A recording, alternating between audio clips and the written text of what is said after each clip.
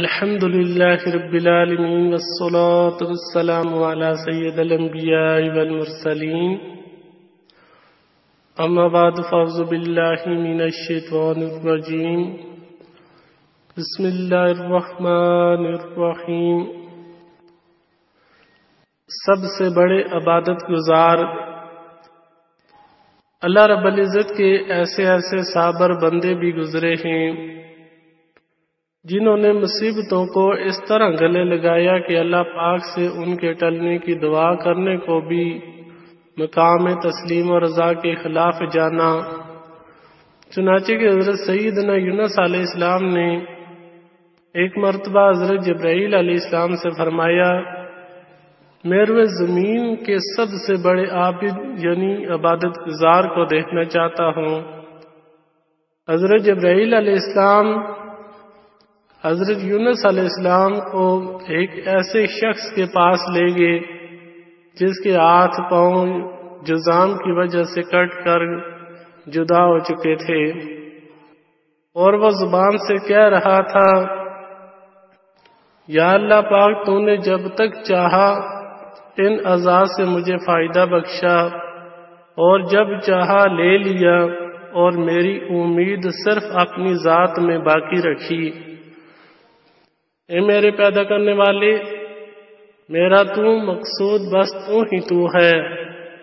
حضرت سیدنا یونس علیہ السلام نے فرمایا، اے جبرائیل امین، میں نے آپ کو نمازی روزے دار شخص دکھانے کو کہا تھا۔ حضرت جبرائیل علیہ السلام نے جواب دیا، اس مصیبت میں مبتلا ہونے سے قابل یہ ایسا ہی تھا، اب مجھے یہ حکم ملا ہے کہ اس کی آنکھیں بھی لے لو۔ چنانچہ کہ حضرت سیدنا جبرائیل علیہ السلام نے اشارہ کیا اور اس کی آنکھیں نکل پڑی، مگر عابد نے زبان سے وہی بات کہی، یا اللہ پاک جب تک تو نے چاہا ان آنکھوں سے مجھے فائدہ بخشا اور جب چاہا انہیں واپس لے لیا۔ اے اللہ پاک میری امیدگاہ صرف اپنی ذات کو رکھا، میرا تو مقصود بس تو ہی تو ہے۔ حضرت سیدنا جبرائیل امین علیہ السلام نے عابد سے فرمایا، آؤ ہم تم مل کر دعا کریں کہ اللہ پاک تم کو پھر آنکھیں اور ہاتھ پاؤں لوٹا دے اور تم پہلے ہی کی طرح عبادت کرنے لگو۔ عابد نے کہا، ہرگز نہیں۔ حضرت سیدنا جبرائیل امین علیہ السلام نے فرمایا، آخر کیوں نہیں؟